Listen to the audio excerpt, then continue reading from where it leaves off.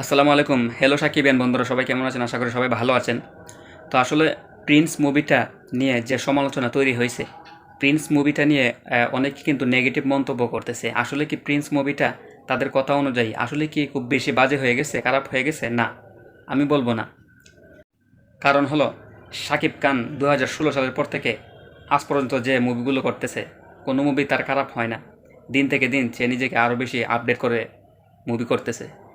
কারণ আজ পর্যন্ত এই বাংলা ফিল্ম ইন্ডাস্ট্রিতে আপনার একমাত্র শাকিব খানের বিরুদ্ধেই বেশিরভাগ মানুষ ষড়যন্ত্র করে যাচ্ছে, এবং ভবিষ্যতে জানি না এটা কি চলমান থাকবে না বন্ধ হবে। তো এরকম করলে বাংলা ইন্ডাস্ট্রি নিশ্চিহ্ন হয়ে যাবে। দেখেন, শাকিব খানকে সব দিক থেকেই বেশিরভাগ পরিচালক, প্রযোজক, আর্টিস্টরা শুধু নিজেদের ভাইরাল করার জন্য ব্যবহার করে থাকে।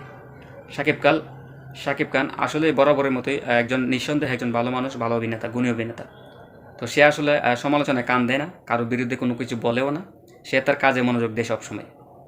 তো যতই দিন শেষে তার বিরুদ্ধে ষড়যন্ত্র করে থাকুক, সে কিন্তু নিজের কাজ দিয়ে প্রমাণ করে দেয় বারবার। এবারও তার ব্যতিক্রম হয় নাই। দেখেন, সারা বাংলাদেশের 133টি সিনেমা হল সিঙ্গেল স্ক্রিন তার মুভির দখলে।